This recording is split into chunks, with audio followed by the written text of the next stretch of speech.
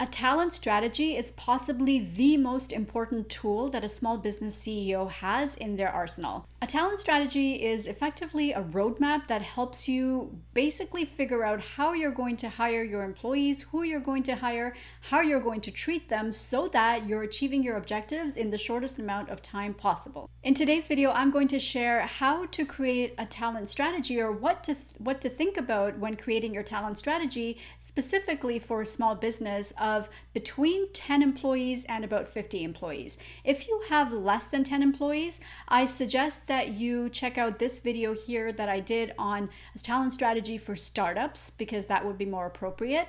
And if you have more than 50 employees, then there are other videos available that I'm going to do in the future that will address talent strategy for slightly larger organizations. But our main focus on this channel is for small businesses, and so you are in the right place if you have between 10 and 50 employees. The most important part of the talent strategy is your hiring plan, because your hiring plan defines exactly who you're going to bring into your organization, and without knowing who you're going to bring into your organization, the rest of the stuff as part of the talent plan is pointless. But a talent strategy for small business actually goes beyond the basic hiring plan. And in this video, we're going to cover some of those key things that you need to start thinking about once you have that hiring plan in place. Now, if you do want some more information on how to create a hiring plan, I did include that as part of the HR strategy for startups video that you can catch over here. And so this video is going to build on that. If you haven't watched that yet, I recommend that you go back and watch it. For this video, we are going to touch a little bit on the hiring plan, but for the most part, we're going to talk about some of the other things that, as a small business that employs more than 10 people, these are some of the things that you need to think about. Okay, so as you start hiring your people, and as you start bringing in more and more individuals into your organization, and you start having an organizational structure, and you as the business CEO or owner are taking on less and less of the day-to-day stuff, now's the time to start thinking about some of the other aspects of employing people. Some of the things that you need to think about are things like compensation. How are you going to pay your employees? Performance management. How are you going to actually set goals and manage employees' performance? How are you going to develop your employees so that you're creating your own pipeline of future leaders? What are you going to do for succession planning? So not just for your role, but for other critical roles in the organization as well. And as you grow, those critical roles become important too. What about your employee value proposition? How exactly are you going to attract your dream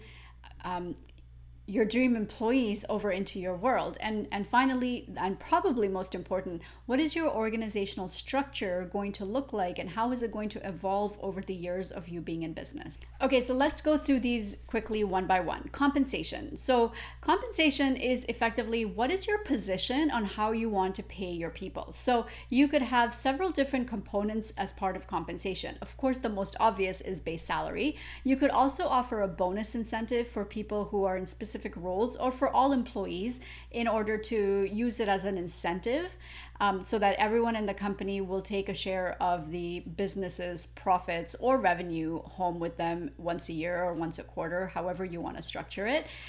The other parts of compensation are also, what are you going to think about in terms of benefits? What are you going to think about in terms of time off? So, are you going to have a vacation policy? How many vacation days are you going to give people? How are you going to track it? In terms of benefits, what type of benefits plan? There's so many benefits plans out there in the marketplace right now with all the different permutations and combinations. One thing to keep in mind as you think about this stuff is the demographic of your organization and your industry. So this is important because you need to tailor whatever plans you have in place to really, it's for your employees. So if you have employees who are, generally have families and have, and there's a mixed bag of people, then you might want to consider something like a flex benefit option, which gives every person a lump sum amount, like a healthcare spending account. And of course, this varies widely depending on where you are in the world, and every country has its own legislation around benefits and things like that. Regarding compensation, I think in my opinion, if you're going to ask my opinion, having a bonus structure is really, really important for all employees. Now, again, this depends on industry, and you do have to look at what your industrial peers are doing.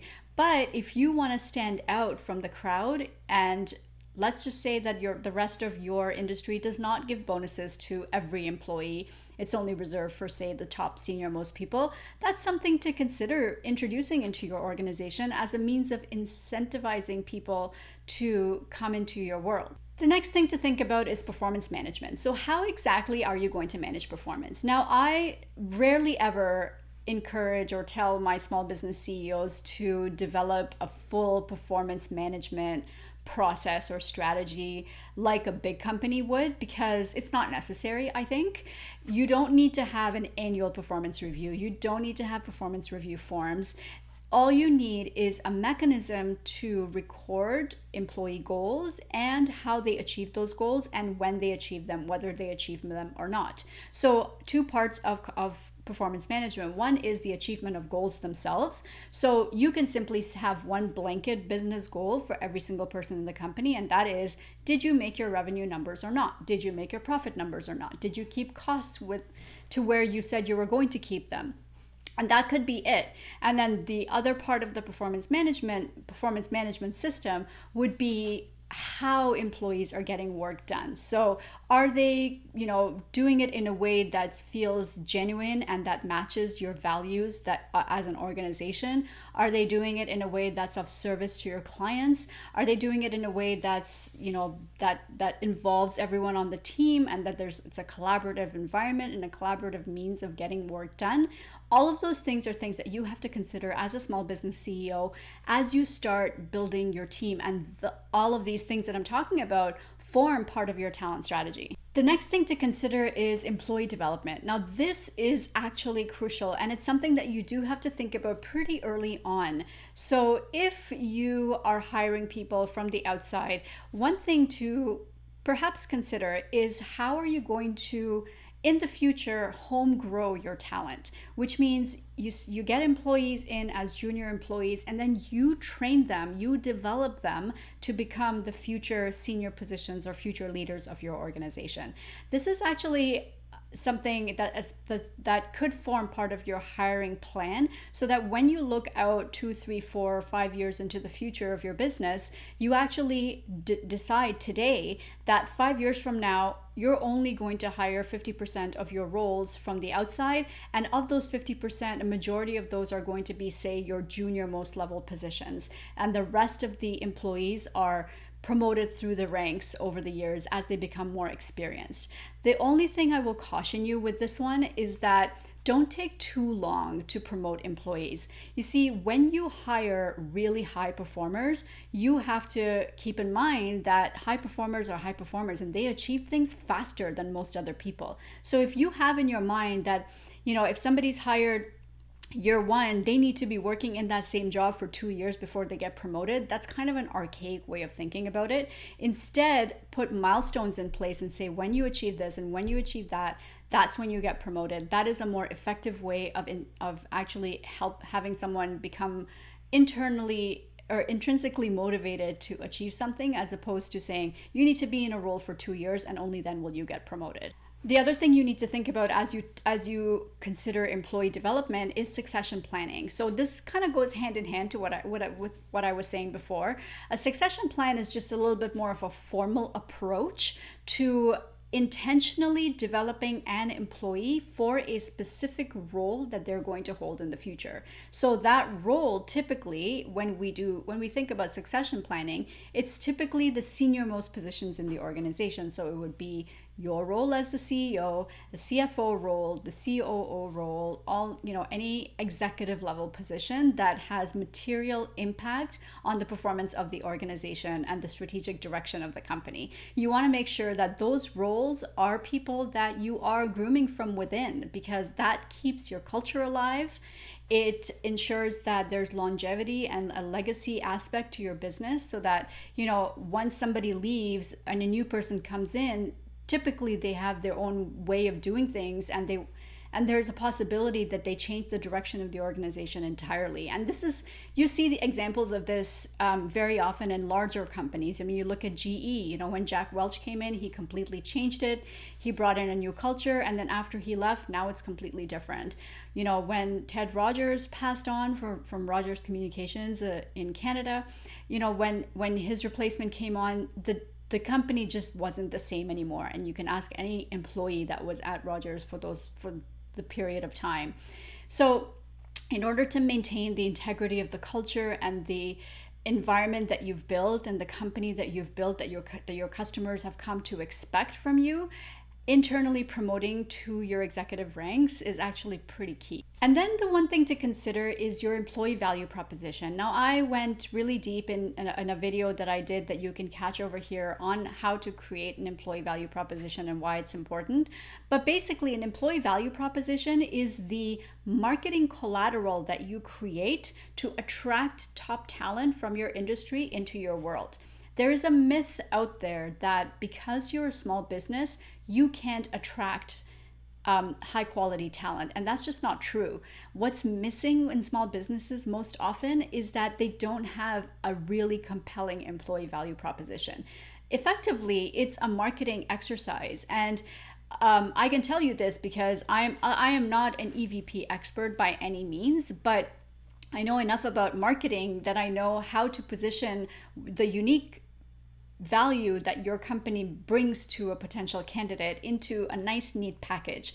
And if you do need help with any of these things that I'm talking about, of course, whether it's comp, performance management, employee development, succession, your employee value proposition, then you might want to consider joining our High Performance Culture Academy. In it, I take you all the way from creating your talent strategy and your HR strategy all the way through to building a pipeline of future leaders, from how to hire, what types of interview questions to ask, you know, how to actually select the right candidate, how to define your ideal employee so that you know what you're looking for, how to eliminate hiring mistakes entirely.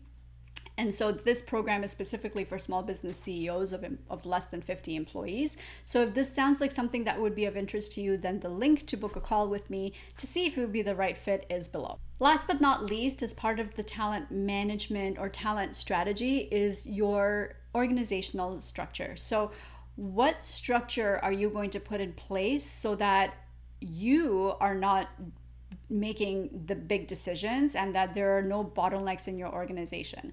Now, organizational structure is a whole topic unto itself, which at some point in the future I will do a video about it. But effectively, you have to think about where you want to be in the future, what types of customers you want to serve, how you want to serve those customers, what products and services you're going to offer as an organization, and then create your org structure based on that future vision of the company. Too often, leaders get reactive in how they structure their organization and what roles they hire for based on what they have existing in the company. Instead, think about what it should look like on paper and then hire to fill that instead of looking at who you have in the organization and then filling those people into roles, and it just becomes a mishmash of disorganized mess. So I hope you found this video useful. Basically, those are some of the key aspects to think about when you're developing your talent strategy, because it does essentially it helps you attract and hire the right people. So if you did like this video, hit the like button below and make sure you subscribe and hit the bell icon so that you're notified every time I do post a new video. So I'm going to close off by saying that you do need to think about your talent strategy very seriously as a small business CEOs. Too many CEOs will just wing it when it comes to hiring people and talent, and then they wonder why hiring mistakes are made. So my piece of advice to you, my parting piece of advice, is to really sit down and consider what your talent strategy is for your business over the next 36 months. And of course, if you need help with that, the link to book a call with me will be in the description below. In the meantime, I want you to take a look at these videos as well, because I think they'll be helpful as you think about some of the things that I covered today in the video. Until next week, I will see you. Bye-bye.